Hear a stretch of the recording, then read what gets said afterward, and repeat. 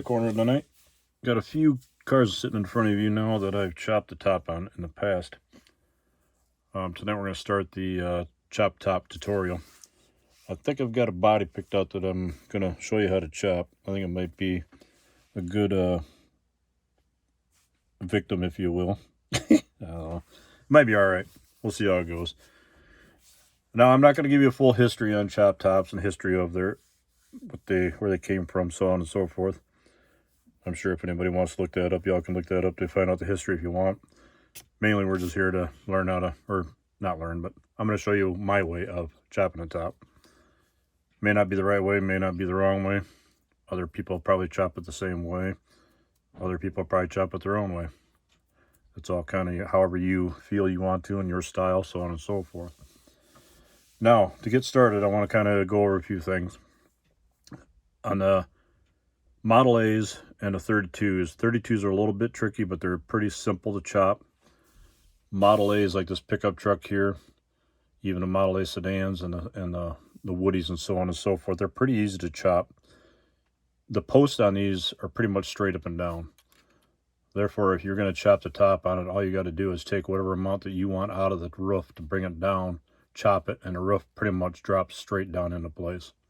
They're pretty simple to chop. I've done quite a few of these, and like I say, they're simple. You get into a roof like this. Play the old switcheroo here. You get into a roof like this when you start getting into the 32 Fords. Chopping these pretty easy. They come down pretty straight, but the only problem is the A-pillar has a little bit of a backward angle on it, and the C-pillar has a little bit of a forward curve on it. When you chop the tops on these, you can pretty much chop them, drop them straight down, line up your A-pillar. You may have to recut and move your B-pillar, which we'll get into. Well, maybe not.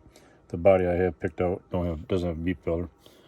A lot of times they cut up into the roof, cut up into this section, come back, cut this section here out of the B-pillar out, and then they move the B-pillar back once the roof is forward in the new location. A lot of times I cut the roof line across here, cut it straight across, and then I bring this back half back, set it down, and then I fill the gap. Because you do have to stretch the roof, because with this, when you bring the roof down, you're actually bringing it forward and down to line up to your new post, your new base, forward and back. So the roof has to stretch to get it to sit in place. Now, if anybody's ever been around the world of chop tops, or if you've been around the world of customizing, you've probably heard that 49 Mercs are probably the hardest top to chop. Sam Barris back years ago did an awesome job. He knew how to chop a Merc and get it to look perfect. A lot of people have tried to recreate what he did and copy what he did. Some have failed.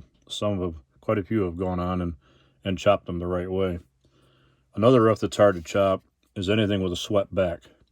What I mean by a swept back is the roof continues back into the deck lid and goes all the way back to the back bumper in that one continuous line coming back. You get into a chop like this. This thing was chopped, probably 30 years ago. This is one of my first actual true customs that I ever did. And I built it as a intro or a way in, not a way in, but a kind of my stepping stone coming in a Kustom Kempson miniature. I've been a member of their club for probably 25 years or so, give or take. That's the reason why this has the Kustom Kemps license plate on it. We'll get into a feature on this car later on. Right now I'm just using it to show you the chop. Now on this, being that I chopped it years ago, the roof used to have a nice curve to it. It kind of, well, from here to about here, it kind of flattened out. It kind of did a little bit of a dip. This used to have a fairly nice crown. It wasn't a big crown, but it had a little bit of a curve to it. Looked a lot better than what it does now. Now it's kind of flat on top. I don't know how well you can see that. There you can see it a little bit better. It's a little flat on top. That, I dropped the hood on it, chipped the paint on it. That's what the big green dot is in the middle of it. But these are probably one of the harder roofs to chop. And coming out of the chute, I did it as one of my second roofs I ever chopped. And this is how it turned out. It's not the greatest, not the best, not the worst either. I've done worse over the years, and I've done better. So it all depends on how much practice you get doing it. Now, I suggest if you're going to go out and try to jump into an award-winning model with a chop top on it your first time out, I would give it some time. Best advice I can give to you is practice. Find a couple old scrap bodies, lay out your lines, which we'll get into on the roof I'm going to show you tonight. Lay out your lines and measure out everything, get everything set to where you want it, and then make your cuts. But do your chop, do a couple chops first before you really jump into like a contest winning model of any kind. If you're just building to put it on your shelf and enjoy what you do, have at it. The most you can do is just mess it up and say, oh, well, what's next? We'll do another one. And you can move on and then slowly progress your style and progress your skills as you go. Now, the 67 Chevy Impala here,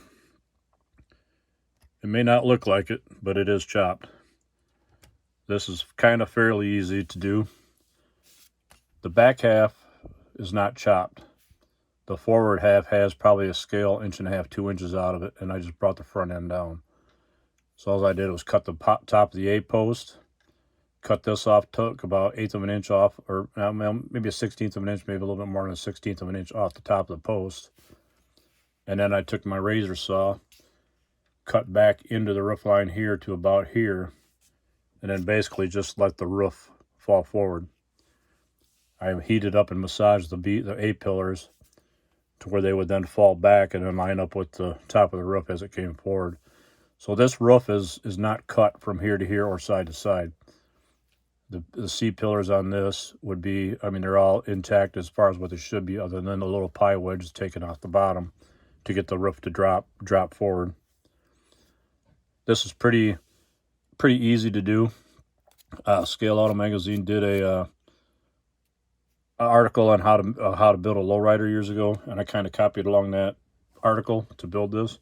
I forget what issue it is, but I know it's an older Scale Auto, probably within the last 15 years, 20 years. It was a green 67 Impala that they had on the cover. They did the lowrider version of it, and I copied this as much as I could to what they did, other than color. The chrome wheels and everything's a lot of pieces I sent off to have chrome, bare metal foil, a lot of things, but that's just kind of show you an idea of the tops that I've chopped.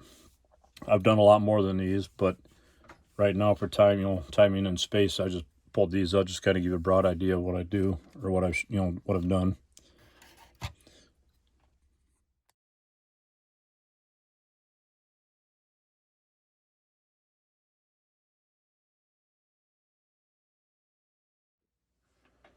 Okay, now on to what we're going to be chopping. I got a model in the mail from a friend of mine. Didn't want this anymore, and the box was pretty crushed during shipping, but the contents of the box survived. The chrome tree kind of took a little hit, folded the chrome tree over, but all the parts on it are fine. But I've always wanted to chop the top on one of these. I always wanted to make kind of an old school lowrider out of it, or it's just like an old school tail dragger, kind of a mild custom with a chop top on it. But I've got, what we're going to be doing is a 62 Buick Electra. I think this body should be a good starting point for a lot of people to kind of learn how to do it. For one, it doesn't have any B-post. The post that goes up and down here, it doesn't have any B-post where you got to worry about, because sometimes, like I say, when you stretch a roof, you got to move the B-post back on the roof to line it up with the new location on the roof. Sometimes they can be kind of tricky, kind of hard, especially to get the rear quarter window, the sail panel, and everything to look right. For those of you that haven't heard the terminologies, this is a hardtop. Hardtops don't have any B posts in them. They just have the A and the C post. A lot of times the old customizers and such call these sail panels, and they also call this panel right here the tulip panel. Why, I don't know, but that's the technology I've always heard and learned over the years. Like I say, with this car not having a B post in it, it's going to be a little bit easier to kind of learn how to, demonstrate it to you and then learn how to do it. If some of you, I'm sure, have already learned how to chop and you've already done this, some of you may like to just kind of see somebody else's different style and way of doing it. For some of you, it's probably your first time ever doing it, first time ever seeing it done. So this will kind of be a little bit of a learning experience for most everybody. Okay, I'm back again. Changing out the background color. The black I like using for when I show cars off and stuff like that. I don't like working on that one. Just keep it nice when I show the cool stuff, if you will. The blue one, I don't mind if this one gets marred up. It's already sun faded from being out in the sun one time, sitting next to a window for too long. But anyway, what you need to do before you get started, you're going to want to kind of pick out what car you're going to want to chop the top on. And then you're going to have to start figuring out where you're going to make the chop or the cuts, how much you want to take out of the height of the roof. That's going to be kind of the key component. You don't want to take it too far and make it look too cartoonish. You want to kind of make it look like it belongs, kind of subtle, but yet noticeable to whoever's looking at it. Now, one other thing to kind of keep in mind when doing a chop, you can kind of see it on the side profile here. For those of you that have never chopped a top, with having this forward rake on the C pillar, having the backward rake on the A pillar, this is kind of what I was talking about before. When you cut this top and bring this down, you're going to take, I'll just kind of draw a couple lines on here quick, give a couple reference points. Yeah, not the best, but okay, by looking at the lines there, bring it a little closer here. If those lines were straight across, I'd do a little bit better before do an actual chop. But on this, when you cut this section here out of there, and you bring this point straight down, you see how you're going to miss the forward point here. If you brought this roof straight down from where it is now, just brought it straight down, this is where it'll line up at. Your forward cut would line up with your backward cut on this one. And you're going to have a step in the A pillar. Same with the C pillar. If you're going to cut, say here to here, out of there, when you bring this down, you're going to have this coming straight down. And you're going to end up down about here. You're going to miss this whole back section. That's why I say when you want to chop the chop, you've got to cut the roof crossways and bring it back. Likewise, looking at it from the front, you can see how the A pillars bow inward. They're kind of dog-legged bowing inward. When you chop the top, bringing this down, you're not only going to have to bring this piece forward, but you're going to have to bring it out to line up with your new location here. It probably won't be much, but there's going to be some. And what you're going to have to do there is you're going to have to cut down the center of the roof and actually widen the roof to match up with your new home on your A and C pillars. So there's a lot to take into consideration when you're doing this. Now, if you can picture in your mind the way you want your car to look when you're done, you're better off. That way you kind of have a mind's eye as far as what you want in the final result. This one, looking at the roof, the front of the roof, just visually looking at it, the front of the roof looks a little higher than the back. On this roof, I'm going to chop it, but on this roof, I'd almost rather just chop the A pillar like I did on my 67 Impala. Chop the A pillar, take 1/8 of an inch out of it, notch the C pillar, and then just drop this upward rake and bring it down. That would give it just a subtle, like a gentleman's chop, they call them, where the top of the front actually sits lower than the back. They call it a gentleman's chop, just because it looked like you're tipping a hat to a lady. It just give you a little nod when you say hi to a woman without taking your hat off. You just kind of grab your brim and tip it down. They always call that a gentleman's chop, because it looked like the car was always giving a little bit of a nod to you, saying, hey, how you doing, kind of thing. This old school terminology, I guess, but for those of you that don't know what I'm talking about, but I am going to go ahead and chop this top. I'm going to cut the C pillars. I'm going to bring the whole thing down. I'm going to bring this to where the top edge of this window opening is down probably, you can kind of see where I'm coming in right here. Here's where the line is now, where the window opening is now. I'm going to bring it down a little bit in the front, but I'm going to bring it down to about here. All in all, I'm probably going to take about 1/8 of an inch off the front and not quite 1/8 of an inch off the back, just to give this roof a little chance to come down and flatten out. I may not do a tilt top chop to it like a gentleman's chop. I may just flatten it out, but I want to get that forward rake, that upward rake of the front of the roof out of there. So when you do that, you got to kind of measure out, get an idea where you're going to make your cuts at. And like I say, you got to kind of figure out how much you're going to take out of it too. And on this, when I do chops, I like to find the center line. This probably isn't the best ruler to use, but I find kind of your key points going off like the corner of a window would work. If you can get it off the edge of the roof, you can. Sometimes off the window works best. Roughly I'm about 55, well, about 54. So I'm going to come back to about the 26. And maybe marker don't want to rate. Come on. That'll kind of be the center line. You can kind of follow this, the point of the crease of the trunk lid here, and come up.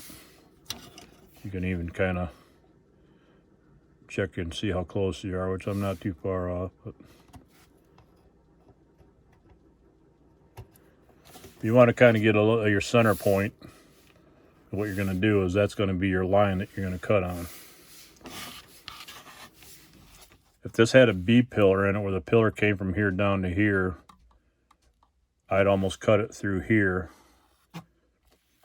Bring the back half back, bring the forward half back, and then actually notch up into the roof, come across here and down, and then move this chunk back to line up your B pillar, to get your B pillar line up. Being that this is a hardtop, you don't have to worry about the B pillars on them. So on hardtop, you can almost pick anywhere across this top plane of this roof and make your cut going across, which will probably cut it probably pretty close to this and just come straight across with it. Let's see, the forward half's going to be about, window opening's about the same here as it was in the back. Maybe just a hair more. No, actually more. You're 56 on this one. So we're going to come out about here. A lot of times I just guess on it. Eyeball it and looks good and looks good. But like I say, you can kind of eyeball, like right now I'm eyeballing off this rib on the trunk lid, the deck lid. This mark to this mark. I can just kind of eyeball it now. I can tell I'm off a little bit right here. Right about there where I'm going to want it. Draw your line on it. That'll be where we cut the roof, down the center line. You can kind of see there where it's kind of following the crease of the paper back here compared to this line to this line. Everything looks like it's pretty much straight with one another. And like I say, on a hardtop, you can pick anywhere you want. I'd kind of watch your compound, your curve on the roof, your crown, I call it. Your crown is basically this, where it gives that bow or the curve to the roof. It's not perfectly flat. It's got a little bit of a crown to it. It's kind of convex, I guess it would be. So you kind of want to pick a spot, like right here, it's got like a little high spot where the roof kind of comes back and then it hinges and pivots back. I can see a little bit of a high spot there where it kind of goes up and then drops off. So you can either cut there, or, well, you wouldn't want to cut there because you're in the C pillar. But you can cut kind of across here. You could even cut like right here. Cut straight across here. By doing that, you wouldn't have to fuss with lining up your drip rail to, sanding and getting your drip rail back into it. cutting it here and across, when you bring the roof back together again, well, it's going to stretch out. All you'd have to do is add a little piece of strip of plastic from here to here to build that drip rail back in instead of out in the center. Like I said, it all kind of depends on where you want to make the cuts at. But being that this is kind of close to that hip back here, when I go to sand it down, after I'm done filling, when I go to sand it down, I'll work that crown and I'll actually work that high spot out of there. Just give it a nice smooth rounded curve on it. So going from side to side, I'm going to mark this, and then I'm going to call it a night on this. I'm already getting to be a long video. It's going to take a few hours to upload this, but I just wanted to kind of get it started to give you all an idea where we're going to go with it. And that'll be where the roof will be cut. Next Monday, I'll get this all back out again. Next Monday, I'll mark the sides. Get the sides marked on it, and then probably start cutting it apart. And then we'll start showing you how to cut it all out, lay it, bring it all back together again, and start putting the car back together again after we cut it apart. Fun part of customizing, you get to cut stuff apart and put it back together again the way you want it and the way you like to see it. But for tonight, we're going to call it a quit, and we'll get this kind of wrapped up, and I'll upload it overnight. Like I say, it's going to take a while for me to upload. I'm already about 15 minutes. So with that in mind, we'll catch you all later on Monday next week with the tutorial on the chop top. Wednesday night, I'll put together another video of one of my completed builds. I'll give you a little bit of a feature on one of my builds. And then Thursday night, we'll go back to what's in the box again. That's kind of my layout of my week, of how I do stuff and stuff, whatever else. But with that in mind, everybody have a good night. Hope the weather's good where you're at, and we'll see you on the corner. Take care, everyone. Thank you. And yes, the squirrels forgot to remind me to ask you all to like and subscribe and hit the notification bell if you haven't already done so. That way you get further future updates, future videos when they come out. And with that in mind, we'll take care, and I'm going to put the squirrels out in the backyard. Well, have a good night, everyone. Take care.